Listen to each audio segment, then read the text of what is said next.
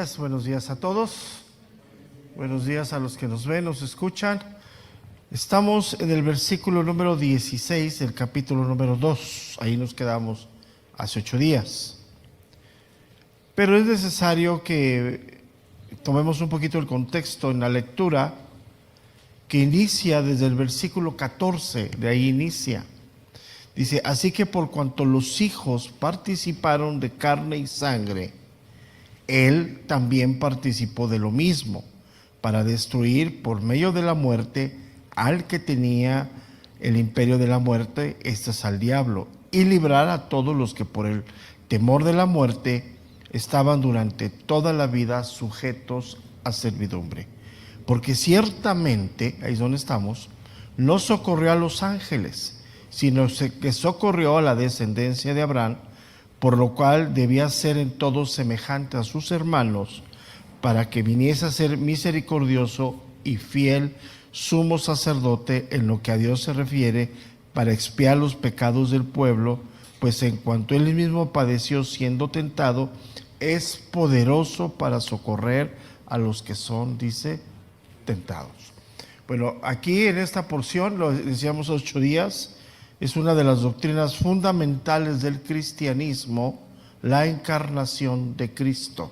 Es fundamental. O sea, es cristianismo sin esto no existe. Es así fundamental. Ok, entonces ese es el contexto de lo que él viene hablando. Él viene hablando, sí, que él se encarnó, dice, sí, para participar, ahí lo dice, participar de carne y sangre, sí, para participar de lo mismo, para destruir por medio de la muerte al que tenía la muerte. Entonces, la primera razón por la cual Cristo se hizo humano, ¿sí?, o se encarnó, ¿sí?, es para que él fuera heredero de las promesas divinas del universo que Dios se le había dado al hombre, ¿sí? O sea, eso es bien importante, ¿sí? Segundo, él se encarna para ser cabeza de la nueva humanidad redimida. Una vez de su resurrección, es la cabeza, ¿sí?, de la iglesia. Estamos hablando de doctrinas fundamentales del cristianismo, o sea, ahí se basa todo el eje del cristianismo, ¿no? No podemos nosotros hablar del cristianismo si no hablamos de la cruz, de la encarnación, de su muerte, de su resurrección, de su exaltación. O sea, todo eso es fundamental, ¿no? Lo tenemos que tener nosotros muy claro, porque va a haber muchas posturas ideológicas, muchos pensamientos modernos que quieren debatir todo esto, ¿sí? Entonces, lo que estamos viendo aquí, a partir del verso 14 al verso 16, que hemos ido desglosando así por pedacitos, nos lleva a la doctrina fundamental de la encarnación del Hijo de Dios. Ahora dice el verso 16, porque ciertamente no socorrió a los ángeles, sino que socorrió, y ahí hay que subrayar a quién, a la descendencia de Abraham. Aquí no está hablando de universalismo. La descendencia de Abraham es el padre de la fe. Él viene a socorrer a todos los que están predestinados, vamos a ponerlos para salvación, a todo el que cree, ¿sí? Es bien importante, ¿sí? Entonces, esa palabra socorrió, decíamos hace 8 días, es otro de los temas fundamentales del cristianismo, ¿sí? Significa literalmente echar la mano. O sea, él como se encarnó, y al final lo deja ver, dice el verso 18, vamos a bajar, dice, pues en cuanto él mismo padeció siendo tentado, o sea, está hablando de Jesucristo hombre, tentado. Dios no puede ser tentado, ¿estás de acuerdo conmigo? O sea, son doctrinas fundamentales, así claras, ¿no? O sea, Dios no puede ser tentado porque en él no hay mal. Sí, pues estamos hablando de Cristo humanamente 100% hombre y divinamente Dios. Dice, es poderoso para socorrer a los que son, dice, tentados. Entonces, en este peregrinaje que tú y yo tenemos para llegar al final del camino, Jesucristo como hombre, como Dios, o sea, no podemos separar la divinidad de la humanidad de él, nos socorre en este caminar. O sea, por eso es el Espíritu Santo que se nos fue dado. Es una ayuda, es literalmente, este verbo socorrió, literalmente significa echar la mano.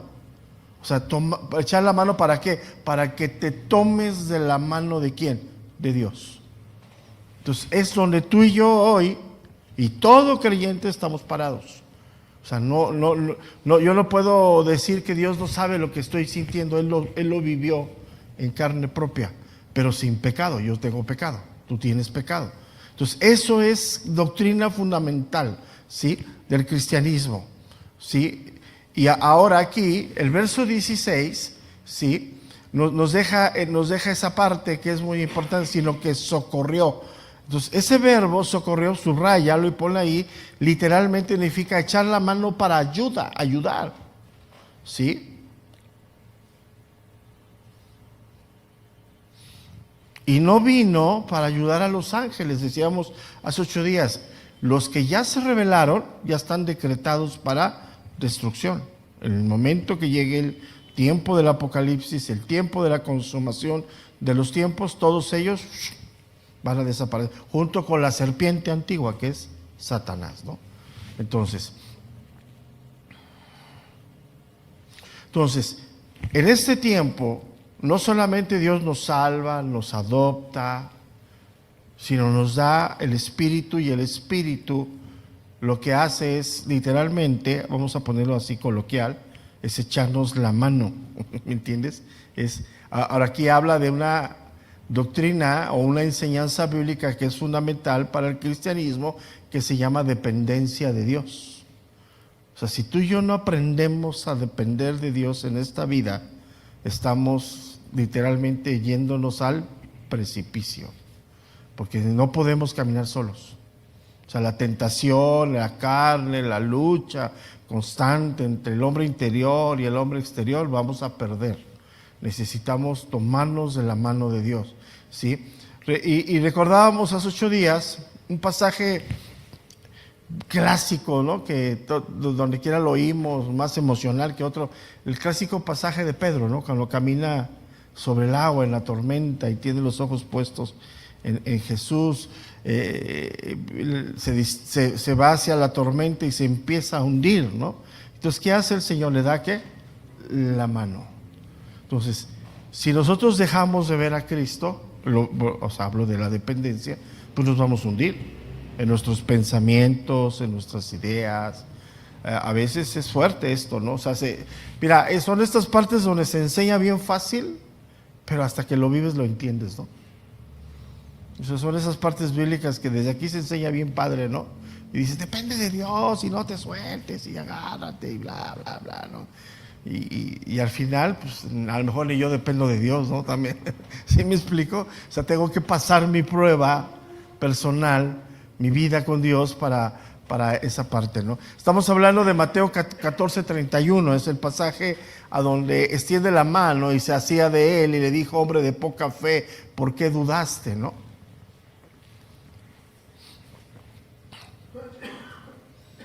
Y hay otra parte en donde también en el libro de los Hechos, Pedro está en la cárcel, ¿recuerdan?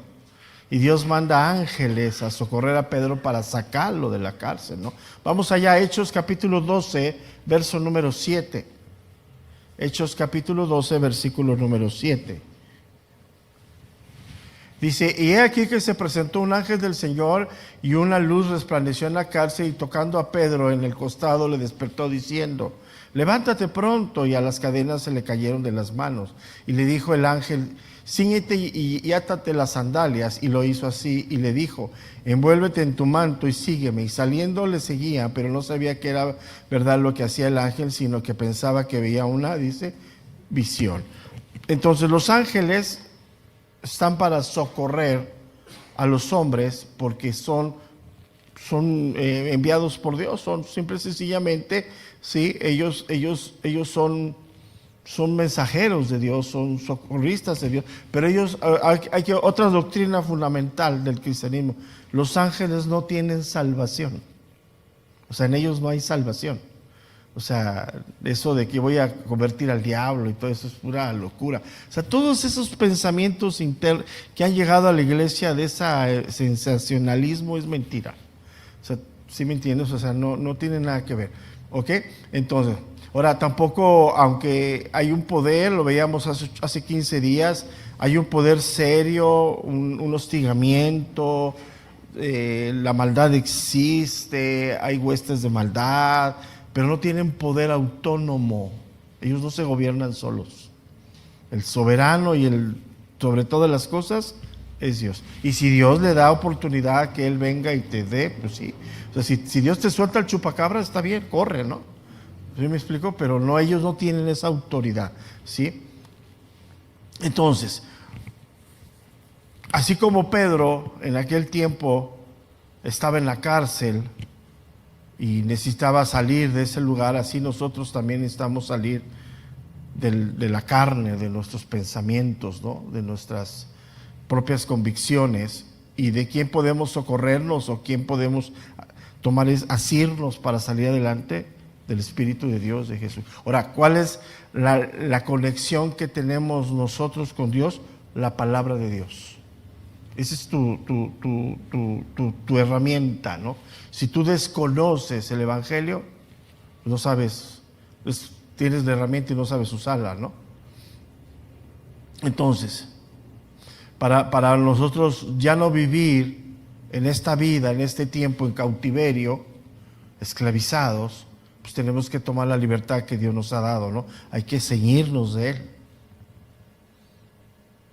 Ahorita todo ya el poder de Satanás está atado, ya lo vimos, ya lo leímos ahí, sí, ya dice, y librar a todos los que por el temor de la muerte estaban durante toda la vida sujetos a servidumbre. Entonces ya el poder de Satanás está aniquilado, ya no tiene esa autoridad, ya ni la muerte golpea a la iglesia, es una realidad, sí. Pero tenemos que aprender a vivir esa libertad en Cristo. Para esa libertad en Cristo, la paradoja es que tenemos que aprender a vivir en sumisión.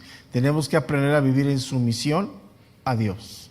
Esa es la paradoja, ¿no? Soy libre en la medida que me someto a la voluntad de Dios. Y es difícil. Solamente el que es espiritual acomoda las cosas espiritualmente, ¿no? O sea, el carnal dice, no, ¿cómo? Me dices que soy libre, me tengo que someter, pues eso no es libertad, ¿sí? Entonces, pero el espiritual dice, sí, yo soy libre, pero para poder vivir esa libertad me tengo que someter a la autoridad de Dios. Entonces, cuando Él vino a socorrer a la descendencia de Abraham. Literalmente, puedes anotarlo ahí, vino a echarnos la mano. O sea, de ahí sale la expresión, échame la mano, ¿no? Pero la mano de ayuda, agárrate, síguete de Él, ¿no? Y aquel que no quiere tomar la mano de Dios, pues sigue estando esclavizado, ¿no? Romanos capítulo 10, verso número 21. Romanos 10, 21. Dice, pero acerca de Israel dice, todo el día extendí mis manos a un pueblo rebelde y contradictor. O sea, Dios siempre está listo para socorrernos, para ayudarnos, siempre. Pero si desconocemos la voluntad de Dios, si queremos poner nuestra voluntad, pues de nada sirve, ¿no? O sea, Él no va a cambiar. O sea, Él no va a alterar su soberanía ni nada para socorrernos como queramos. El libro de Isaías, vamos al libro de Isaías, capítulo 59, verso número 1.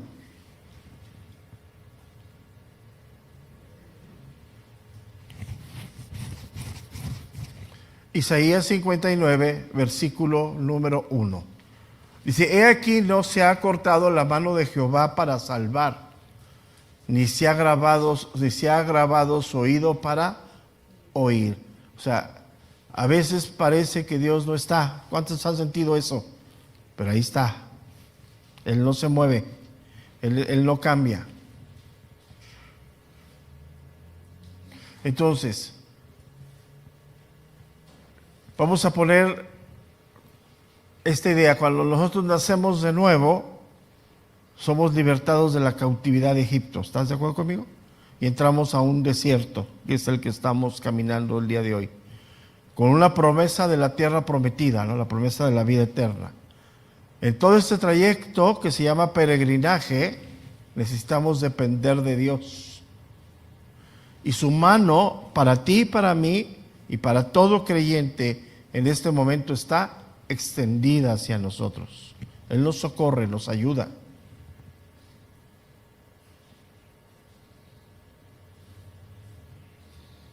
¿Y cuál es la mano que extiende hoy Dios? Sus mandamientos, su palabra. Fuera de eso, anótala ahí, no hay nada, ¿eh? O sea, tú quieres hacer tu propia doctrina, está bien. Tú quieres acomodar tu propia la palabra de Dios a tu conveniencia, estás en todo tu derecho. Pero que Dios te socorra ahí, ya lo tendrás que vivir. Fíjate, esa es la parte bien hermosa del cristianismo, que nadie nos convence más que a nosotros mismos. Yo no te voy a convencer. O sea, tú lo vas a vivir, vas a ver que no funciona así, te vas a raspar, te vas a golpear, y al final vas a decir siempre sí, Señor, hago tu voluntad. Pero pues eso lo podías haber hecho hace 2 años, ¿no? Sencillamente, ¿no? Salmo 119, verso 173. Salmo 119, versículo 173.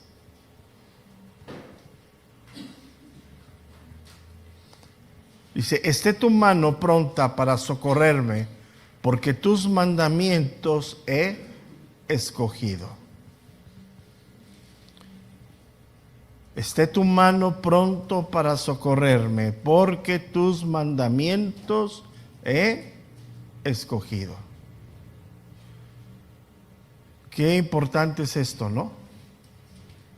Entonces fíjate, podemos decir que así como el ángel entró por Pedro a la cárcel, lo liberó y salió caminando con Pedro, ¿sí recuerdan? Pasaje del libro de los Hechos. En este instante así estamos tú y yo con el Señor Jesús. Personal. Cada quien camina con Dios. Cada quien se toma de su libertador o se suelta. Ya esto es personal. Él es fiel y poderoso para socorrernos en todo, sí. Entonces, el verso 16 nos deja claro una doctrina fundamental, que Cristo se encarnó con un propósito. El propósito, dice el verso 16, dice, sino que socorrió a la descendencia ¿de quién? De Abraham. Entonces decía yo al principio, no está hablando de universalismo. La salvación en este momento es para todos, pero es válida para todo aquel que cree. Necesita la gente creer en lo que Dios hizo. Ahora, ¿quién convence de esto? Solamente Dios. Nosotros no convencemos a nadie. Eso también debe ser muy claro, ¿no? O sea, todas esas doctrinas o todos esos pensamientos o fórmulas que han creado al final de los tiempos para supuestamente acercar a la gente a Dios, es un fracaso total, ¿no? El que hace la obra en el corazón es Dios. ¿Y qué toma? La palabra de Dios, es la espada, ¿no? Que penetra, ¿sí?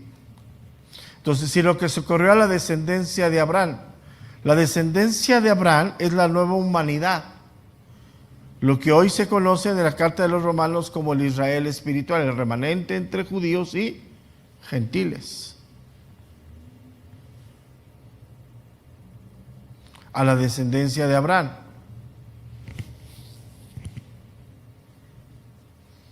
Ahora, no todos los que son de la carne, hablando del linaje de Abraham, son hijos de Dios. O sea, no todos.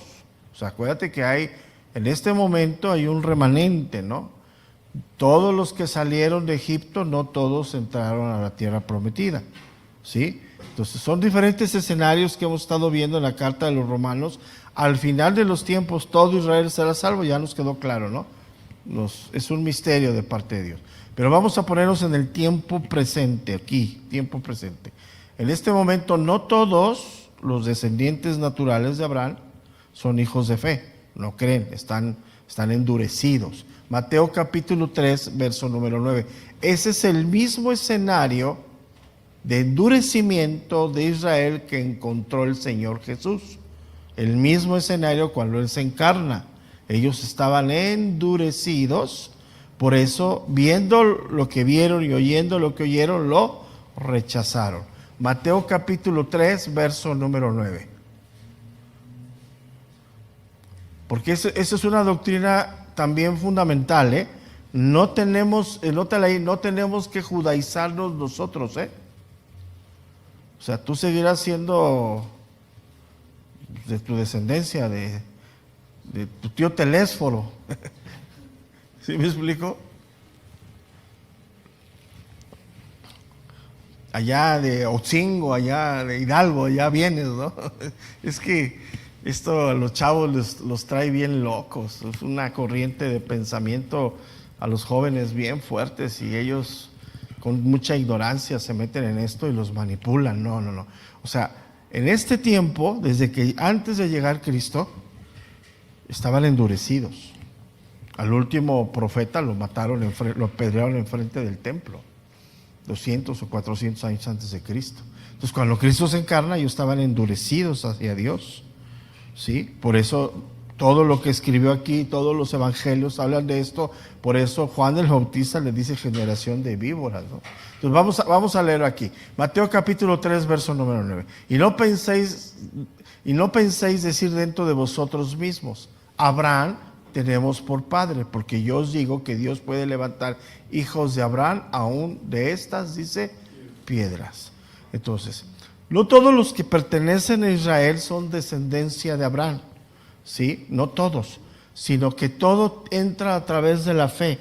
Todos los que creen en esta dispensación, ahorita donde estamos, al final de los tiempos, dice Pablo en Romanos 11, todo Israel será salvo. Ya lo vimos 8 días, el domingo quedó claro, ahí lo dejamos. Es un misterio de Dios, ahí lo dejamos. Pero en este momento, sí, en este momento hay incredulidad. Por eso Dios los despierta a celos yéndose hacia los gentiles, para despertarlos a celos, ¿no? Para que ellos se conviertan. Vamos al Evangelio de Juan, capítulo 8, verso número 39.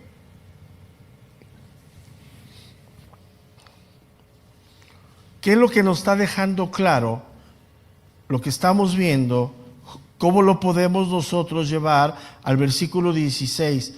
La salvación no es por linaje de carne. Nadie es hijo de Dios por descendencia humana. O sea, eso lo tenemos que entender. Si tienes hijos, tienes que orar, tienes que interceder, tienes que darles testimonio, pero no son hijos automáticos porque tú seas creyente. Eso es una herejía tremenda, ¿eh? Y versículos que han torcido y estrangulados, que tú los conoces bien. No es así. O sea, ellos hay que orar, hay que exponerlos a la palabra, porque la palabra de Dios es poderosa para salvar a las personas, ¿sí? Pero la palabra debe de ir expuesta con el testimonio, porque ¿quién es una de las influencias más grandes hacia los hijos? Los padres, ¿no? Entonces, si nosotros con nuestro testimonio de doblez los expulsamos de la iglesia, pues ellos menos van a creer. O sea, todo esto que te estoy hablando, muchos me dicen, sí, pero es una locura allá afuera. A mí me han reclamado, se me han acercado, no, usted pues piensa lo que quieras. Es que aquí dice, sí, dice. Pero pues, al final está aquí escrito, no hay, o sea, ¿de qué está hablando aquí? Vamos, Juan 8:39. Respondieron y le dijeron, nuestro padre es Abraham. Jesús les dijo, si fueseis hijos de Abraham, las obras de Abraham haréis. Pero ahora procuráis matarme a mí, hombre que os he hablado la verdad, la cual he oído de Dios. No hizo esto Abraham. Vosotros hacéis las obras de vuestro padre. Entonces le dijeron, nosotros no somos nacidos de fornicación, un padre tenemos que es Dios. Verso 42 dice, Jesús entonces le dijo, si vuestro padre fuese Dios, ciertamente me amaréis, porque yo de Dios he salido y he venido, pues no he venido de mí mismo, sino que Él me envió. Dice, ¿por qué no entendéis mi lenguaje? Porque no podéis escuchar mi palabra. Vosotros sois de vuestro padre, fíjate qué fuerte, el diablo, y los deseos de vuestro padre queréis hacer. Él ha sido homicida desde el principio y no ha permanecido en la verdad, porque no hay verdad en él. Cuanto habla mentira, de lo suyo habla, porque es mentiroso y padre de mentira. Y a mí, porque digo la verdad, ¿no me creéis? ¿Quién de vosotros me redarguye de pecado? Pues si digo la verdad, ¿por qué vosotros no me creéis? El que es de Dios, las palabras de Dios que dice, oye. Por esto no los oís vosotros, porque no sois, dice, de Dios. O sea, esto está... No, por eso cuando dejaba de hablar lo querían matar, ¿no? Y cuando Dios permitió que le echaran mano, le hicieron lo que le hicieron, ¿no? O sea, toda la maldad se fue sobre él por lo que hablaba, ¿no? Fíjate, yo les he estado diciendo en la carta a los romanos, pues él era judío. O sea, su vestimenta, su hablar, su comportamiento, su conducta, pues era un judío. ¿Por qué lo rechazaron? Por lo que hablaba. ¿Qué sucede hoy en la iglesia? ¿Por qué se enojan? Pues por lo que se habla, por lo que se enseña. Puedes ser cristiano, sí, pero si no tienes un corazón dispuesto, vámonos. Y por eso te vas a lugares donde te dicen que sí. Allá sí te dejan. Allá sí te permiten. Allá no están taladrando que la familia y que la santidad y que el doblez. Allá sí. Esa es la realidad. Y eso no nos gusta. ¿Por qué? Porque no estamos disponiendo el corazón. Ellos conocían todo. Pues él participó del Bar Mizvah, todo. Él era judío. Entonces, ¿qué es importante? ¿Qué nos enseña el verso 16? La salvación no es de linaje natural, viene de Dios. No tomemos apariencias de nada. El que es de Dios es genuinamente un hijo de Dios. No sé si me alcanzo a explicar. Su conducta, su manera de hablar, su manera de proceder. Anótala ahí, su temor a Dios, su agradecimiento a Dios. Una de las cosas que hoy la iglesia no tiene agradecimiento. Creemos que todo es nuestro, que somos merecedores de todo. Pero no hay temor en el corazón, no hay agradecimiento en la iglesia. Porque son las doctrinas que han venido de los pensamientos de hombre en los últimos años. O sea, doctrinas donde se ha implantado que le puedes reclamar, puedes decretar. Todo ese tipo de pensamiento ha llegado a la iglesia y ha golpeado fuertemente. Y dice Pablo aquí, no, a la descendencia de Abraham, no a todos. Romanos capítulo 2, verso número 28.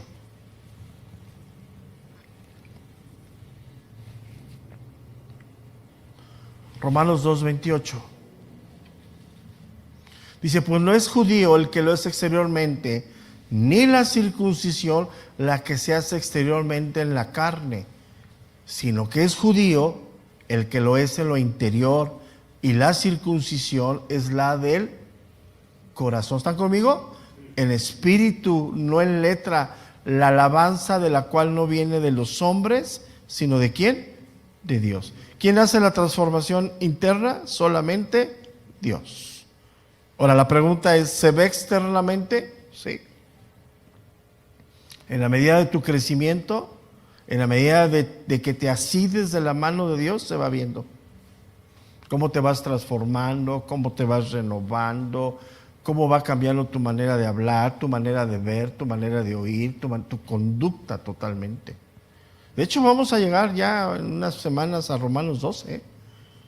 Si no entendemos los primeros 5 versículos de Romanos 12, 1 al 5, todo lo que viene después no entiendes nada, nada. Porque todo está basado en la renovación y en la transformación. Hasta la sumisión a las autoridades. No te puedes someter a alguien si no tienes una mente renovada y transformada. Por eso la gente allá afuera no se somete a nada. ¿Por qué? Porque está en sus propios conceptos. Entonces, los hijos de Abraham no son los que descienden de la carne, sino del corazón, de la obra de Dios. Literalmente ponle ahí, justificados por la cruz de Jesucristo. Entonces, todos los que hemos pasado por la cruz, ¿sí? ¿Me explico? Somos hijos de Abraham, el padre de nuestra fe.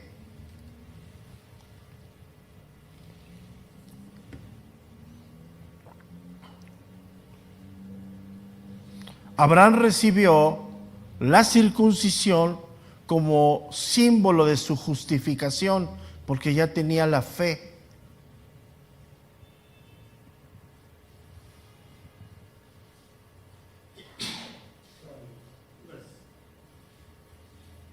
Romanos capítulo 4, verso número 16.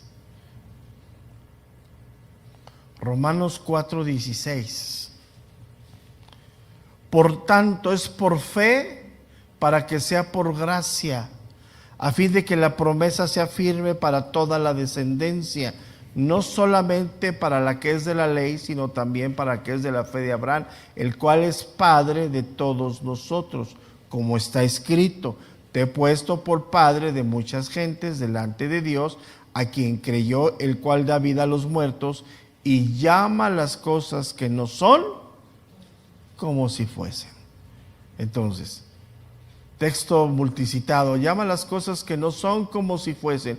Vislumbra tu coche del año. ¿Te fijas? Cómo todo mundo se sacan y ponen. Pero como no hay conocimiento, dices, no, no está hablando de eso. Está hablando de la salvación. O sea, como está hablando de que una persona que era hijo del diablo, solamente Dios la puede transformar en hijo de Dios. Y puede llamar las cosas que no son como si fuesen. ¿Estás entendiendo? O sea, es un concepto totalmente, ¿no?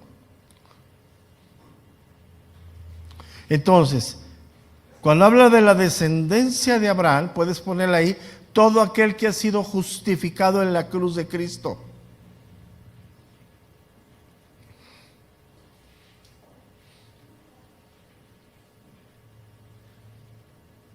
Todo aquel que tiene nueva vida en Cristo.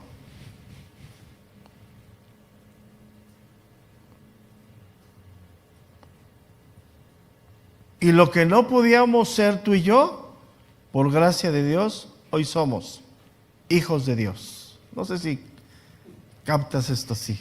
Es enorme, enorme es eso. Mira, es una doctrina tan enorme, tan pura, tan hermosa, que a veces se nos indigesta porque no sabemos ni cómo hacerle.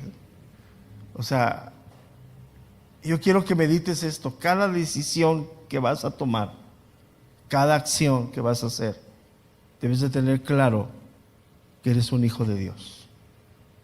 Esto que voy a hacer, esto que voy a decidir, ¿exalta a mi Padre? ¿O qué? ¿O a mí? Y ahí está.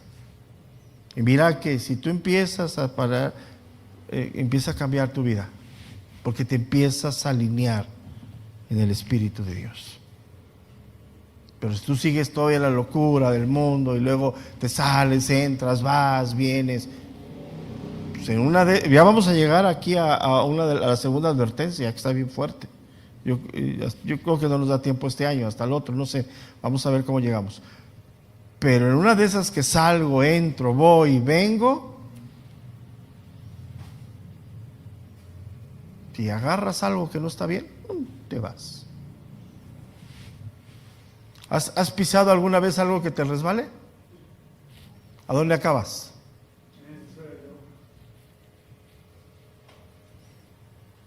Y el camino de Dios es seguro. En Él no hay nada, no hay montes, no hay curvas, no está resbaloso. Fuera de ese redil, por ejemplo, la casa donde estoy viviendo ahorita está como en desnivel natural. Hay una corriente de agua que baja de la azotea, se junta con la corriente de agua y baja y se lleva todo, pasto, y queda la tierra expuesta, una tierra negra, que es la tierra que se pone para pasto.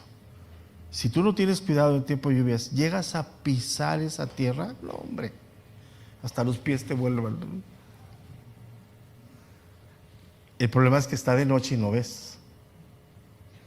Entonces yo tuve que hacer un senderito con ladrillos para bajar por ahí, porque es la entrada hacia la casa. Porque si tú no ves, con que toque tu pie tantito, así mira. Y pues el suelo sí está duro. Ahora dime cómo aprendí. ¿Te imaginas cómo aprendí? Con un buen moretón, ¿no? ¿Es necesario aprender así? No. Es necesario entender que Dios está para socorrernos, porque ciertamente no socorrió a los ángeles, sino que socorrió a la descendencia ¿de quién? De Abraham. Entonces, si Dios es nuestro Padre, ¿tendrá cuidado de nosotros como hijos?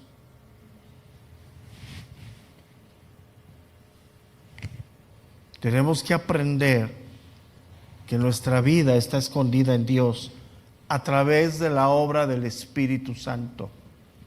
Y el Espíritu toma la palabra como escudo de nuestra fe. No es a nuestra manera, no es como queramos. Y nuestros propios pecados, nuestra propia rebelión nos lleva a hacer creer que Dios no nos comprende. Nos inclina el corazón a sentirnos víctimas. Y tú y yo no somos víctimas de nadie, somos merecedores del trato de Dios. Porque el que conoce el corazón, ¿quién es? Yo por fuera le puedo estar diciendo a Dios que estoy bien, pero yo a Dios no lo engaño. Dios no puede ser burlado, porque Él no ve lo que oro. Él ve el corazón, ve lo interno. Yo puedo estar orando y bendiciendo a toda iglesia y por dentro la quiero ahorcar. Y Dios ve eso. Y eso tenemos que tú y yo. ¿Y quién te va a mostrar eso? ¿Quién te va a enseñar eso? ¿Quién te va a sacar a la luz esa realidad de tu corazón? El Espíritu Santo. El Espíritu de Dios. Y es ahí donde nosotros decimos no. Es el diablo, no, el diablo no. Ya lo leímos, él de lo suyo hace. Él es mentiroso. No hay verdad en él. Es padre de mentira. Entonces es muy triste que lleguemos nosotros a deslizarnos tanto diciendo es que es de Dios.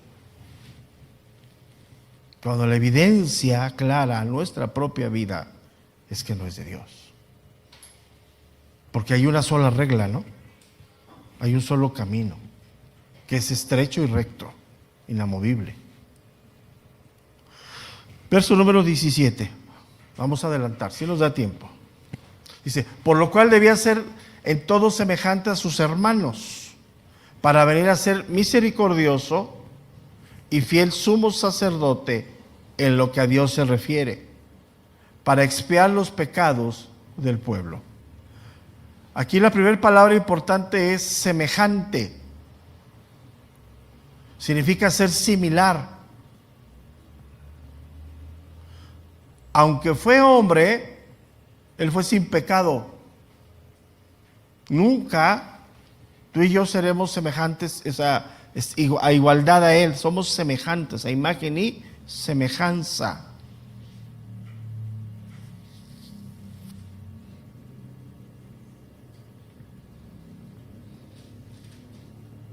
Entonces, Él tuvo que hacerse hombre para venir a la cruz y expiar los pecados de los hombres. Un hombre pagando por hombres. Doctrina fundamental del cristianismo. ¿Y por qué te digo? Porque la mayor parte de las religiones populares debaten esto,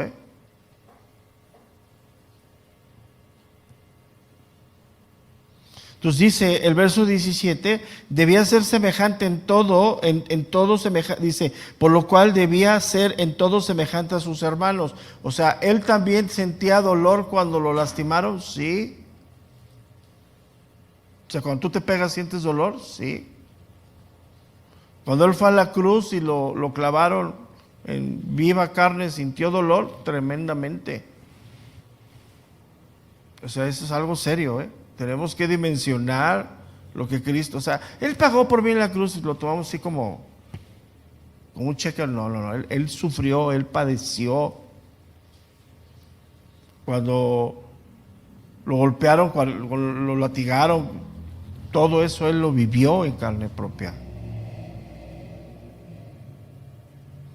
Entonces, por eso dice que debía ser semejante a sus hermanos.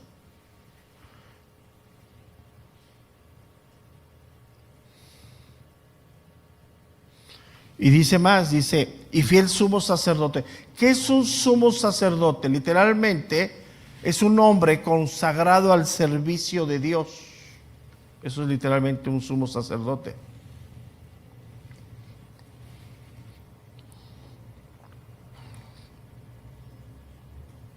Y en la historia, todos los sumos sacerdotes, desde Aarón hasta Jesucristo, que fue ya la consumación de todo, fueron hombres.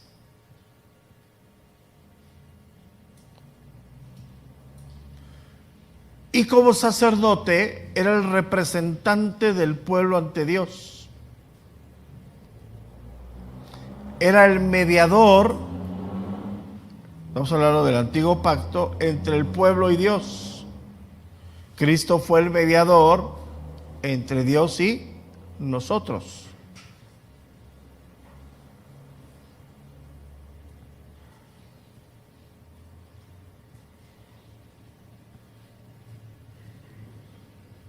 Por eso fue el plan de Dios de que Él se encarnara. Entonces, hablar del plan de salvación es hablar de la encarnación del Hijo de Dios.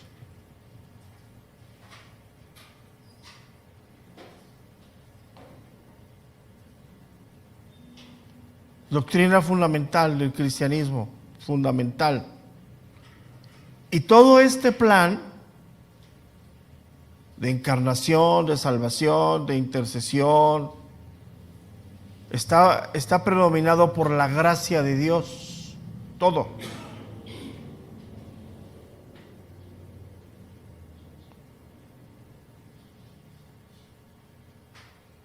Entonces, el único perfecto y santo era Él, no había más.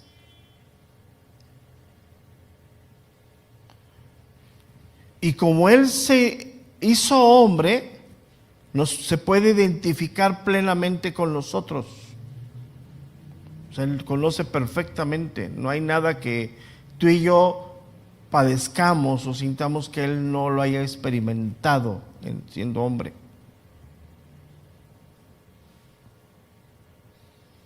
Entonces, por eso su intercesión, que Él está constantemente, tiene ese poder, ¿no? Porque intercede por nosotros entendiendo nuestra condición.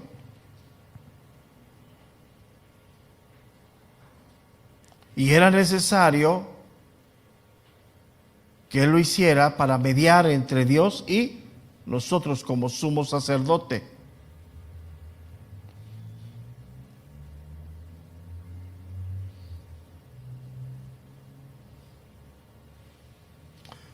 Entonces, cuando dice en todo semejante del verso 17, está hablando específicamente de todo, de todo. O sea, no hay nada que Dios no nos pueda socorrer, es el contexto, porque Él conoce todo lo que padecemos. Conoce nuestras debilidades. Él también padeció eso, pero sin pecado. Él no pecó. O sea, la debilidad que tú y yo tenemos, a ti y a mí nos lleva a pecar, a Él no lo llevó a pecar. Entonces, la humanidad de Cristo fue auténtica. Era un hombre, nacido de mujer, nacido bajo la ley. O sea, no tomó una apariencia humana, Era hombre, de carne y sangre, pero sin pecado.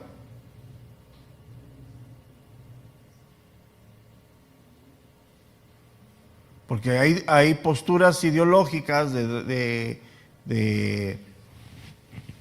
corrientes en este tiempo, de religiones populares que dicen que tenía la apariencia. No, era hombre.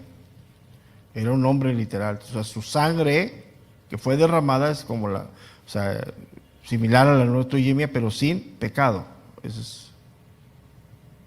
Entonces, él era un hombre de carne y hueso.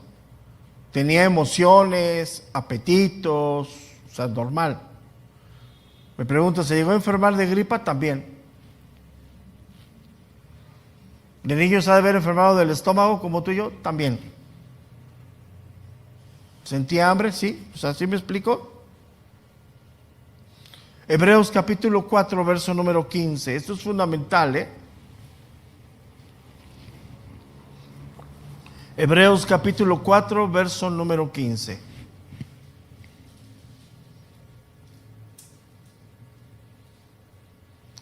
Dice, porque no tenemos un sumo sacerdote que no pueda compadecerse de nuestras debilidades, sino uno que fue tentado en todo según nuestra semejanza, pero sin pecado. Fundamental. O sea, era hombre. ¿Sentía frío? Sí, también. ¿Tenía hambre? Sí, también. Cuando llegó y se sentó para hablar con los samaritanos, estaba cansado y tenía hambre. Fueron por las pizzas los apóstoles, ¿no?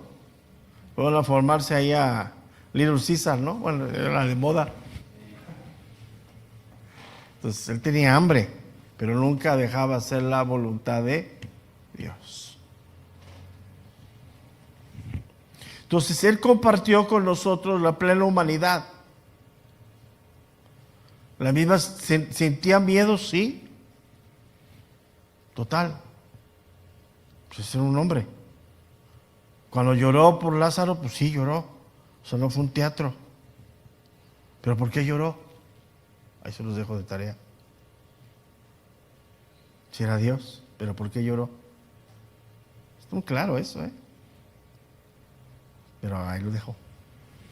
Entonces Él conoce nuestras pruebas, nuestras tentaciones, nuestras preocupaciones, nuestros dolores. Pero sabe sobre todo que Él conoce nuestra necesidad de Dios.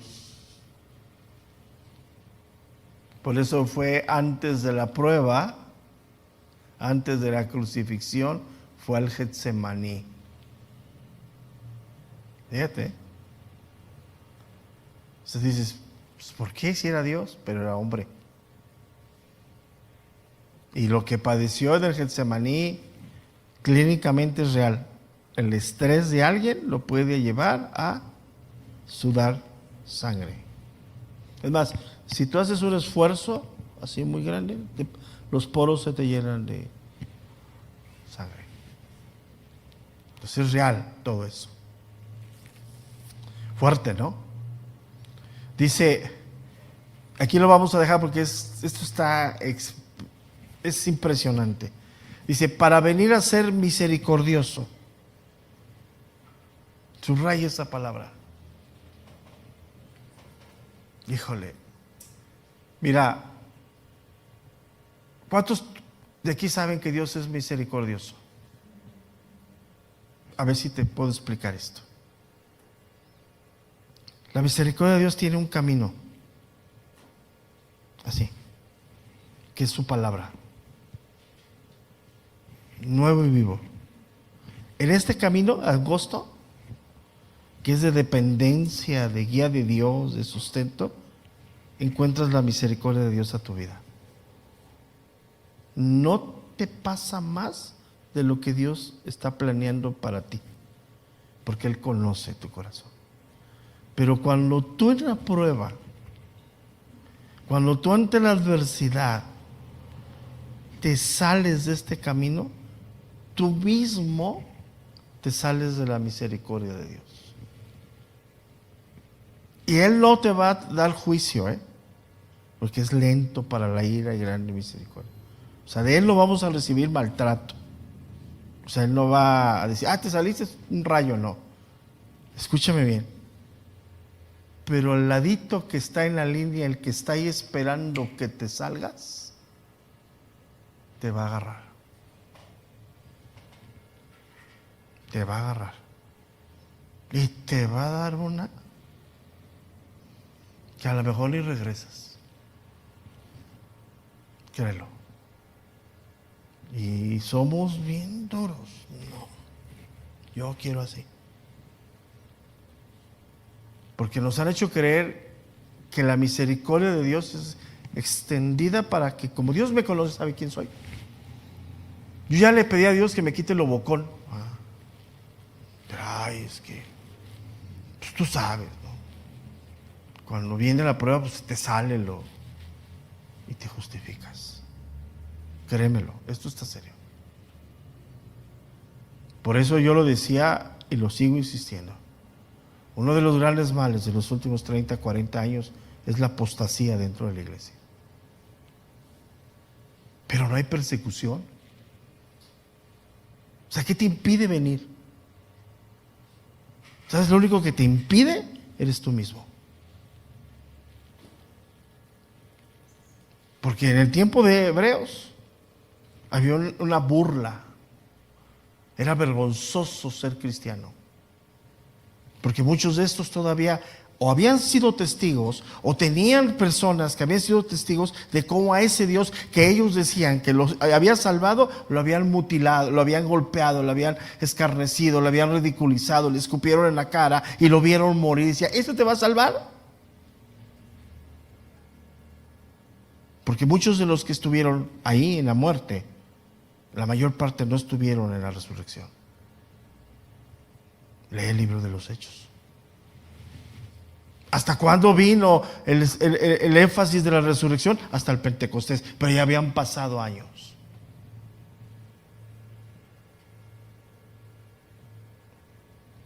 Entonces dice el verso 17, para venir a ser misericordioso y fiel sumo sacerdote, y ahí está bien fuerte, a lo que Dios se refiere. La intercesión de Cristo está bajo los planes de Dios, no bajo los nuestros. Él no va a interceder por mí cuando yo me salgo de la misericordia de Dios. Me llama, me redarguye, pero si es necesario endurecerme, dejarme en mis propios pensamientos como a Faraón, ahí me va a dejar. Y esto es serio. Porque se nos olvida que la labor sacerdotal era para Dios, no para los hombres. Cuando Aarón hizo lo que hizo fue para los hombres. Hagamos becerros. Sacerdote para los hombres, no para Dios. Ahí lo vamos a dejar porque ya no nos da tiempo. Dentro de 8 días no tenemos clase. Lo que tenemos en la tarde, que es 25, ¿no? Nuestra reunión de familia, los invitamos a que vengan. 5 de la tarde vamos a estar en tiempo de alabanza, va a haber un poco de oración y al final terminemos, compartimos los alimentos. Pero no hemos terminado el trimestre lo vamos a terminar prácticamente entrando el primer creo que es sábado de enero, de diciembre, que es 7. Es el último día que tenemos clase. Y a partir de ahí terminamos para regresar después de, creo que es 13 de enero, pasando Reyes, pasando todo el rollo, ¿no? Pero ya mandamos el comunicado, las reuniones de jueves y las reuniones del domingo bajo ninguna circunstancia se suspenden. Hagan sus planes, hagan lo que tengan que hacer, pero cada año es el mismo batallar. Nosotros seguiremos, porque así es. Esto no se termina, esto no es una escuelita, para que me entiendan. Entonces, simple y sencillamente hacemos una pausa por cuestiones, por ejemplo, hoy hice más tiempo de lo normal porque está el tráfico impresionante, ¿no? Pero es normal, es un fin de semana feriado y todo eso. Entonces, dentro de 8 días no tenemos clase, nos vemos 5 de la tarde, ¿sí? Vamos a tener entonces un tiempo de estar en pura alabanza con Dios, con nuestras familias. No hay iglesia infantil, ¿sí? Van a estar con sus hijos, alabando a Dios. Inclusive estamos viendo la posibilidad de poner uno o dos cantos de niños aquí, para que se lleve toda la dinámica con los papás. Es muy importante que los papás sepan adorar a Dios aún con sus hijos. Ellos también es parte de esa instrucción, de esa parte importante. Y terminando de eso, traer lo que quieras, disponer de tu corazón. Vamos a poner después de todo eso unas mesas, ahí pones tu alimento, consumes lo tuyo, pero puedes ir a tomar de otro o alguien puede tomar del tuyo. Es parte de la vida de la iglesia. La vida de la iglesia es eso, aunque nos resistimos enormemente. Pero ya cada quien, si no tienes tiempo, pues estás en todo tu derecho, ¿sí? Simplemente es algo que vamos a seguir haciendo. Ese sería prácticamente, creo que el 8º año que lo hacemos. Es que fue en el 2020 donde empezamos. El primero lo hicimos antes de cambiarnos de la bodega de allá a la grande. Ya tenemos 3 años aquí, 2 años allá, son 5, como 6, 7 años, no recuerdo. Pero el primero que hicimos fue en la bodega grande antes de cambiarnos. Fue 1 año o 2 años antes, la verdad no se ha ido todo ese tiempo muy rápido. Entonces, es una parte también que desafortunadamente hoy es muy delicada. La iglesia no sabe darle gracias a Dios. Sentimos merecedores de todo. No somos merecedores. Mira, así quiero que lo medites. No somos ni merecedores de la vida que tenemos. Está en las manos de Dios. Aquí estamos hoy, pero ninguno de los que estamos aquí o me están viendo puede decir, nos vemos mañana. Que nos descansamos en Dios.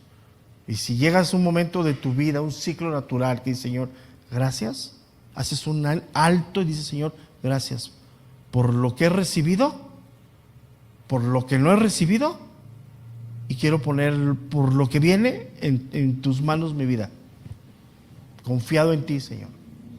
Mi trabajo, mi profesión, la vida de mis hijos, mi matrimonio, todo. Pero la iglesia no sabe hacer eso. Porque nos han dicho que somos merecedores de nada. Créanlo, entiendan eso, no somos merecedores de nada. Porque todo, hasta este aliento, le pertenece a Dios. Él nos lo puede quitar en cualquier momento. Y no.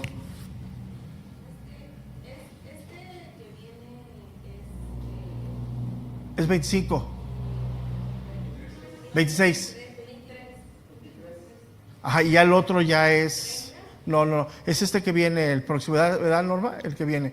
El próximo sábado tenemos la reunión de familia, ¿sí? Luego sí venimos, luego volvemos a venir y terminamos. Son 2 semanas. Terminamos la primera semana de diciembre, que es sábado 6 o 7. Ahí cortamos, porque ya esa semana ya es una semana de crisis por todo el frenesí que hay en el país, de las peregrinaciones, y los que vienen, por ejemplo, del norte, de la ciudad, para cruzar para acá es un verdadero desastre. Entonces vamos ya por experiencia, de hecho aquí la avenida es un conflicto. O sea, la avenida desde 2, 3 días antes, esta avenida que bajan todos los pueblos que vienen de acá de Iztapalapa, bajan por aquí, es un conflicto estar aquí. Entonces, y aparte es un riesgo porque hay mucha imprudencia. O sea, te los encuentras en la calle sin ningún señalamiento. Entonces, hay que evitar todo eso. Entonces, lo que hacemos desde ahí, damos la apertura ya para las fiestas, para pues todo lo que hay que hacer, ¿no? Ya se celebran muchas cosas. Damos esa apertura, también nosotros lo tomamos como descanso, es nuestro periodo de descanso, por decir un poquito. Pasando el Día de Reyes, que es creo que miércoles o jueves, no sé, al siguiente el fin de sábado, creo que es 12 o 13 de enero, regresamos otra vez a nuestras actividades y regresamos a un día iniciamos el instituto, y al siguiente sábado es la cena el desayuno de matrimonio. ¿Por qué lo movimos? Porque no pueden venir ya en esa fecha de diciembre los hermanos de Apizaco. son varios matrimonios. ¿Por qué? Por lo mismo, la autopista se vuelve, no, es una de las peores autopistas que vienen de caravanas enormes de gente. Entonces, para ellos ya es un riesgo trasladarse en esas fechas, porque todo eso empieza días antes y después del 12 todavía. De hecho, ya nosotros ya desde la semana pasada en la autopista para acá, ya nos encontramos peregrinaciones en la autopista. O sea, vienen en bicicleta y el problema es que invaden y no, es un conflicto, es un conflicto. Entonces, ya para nosotros esta temporada hay que circular con mucha precaución porque de repente te encuentras carril y medio invadido de gente, ¿no? Y pues si no vienes atento, pues te los llevas. Imagínate, ¿no? El problemón, ¿no? Entonces, ¿qué es lo que hacemos? Por eso. Entonces, ordenen sus tiempos.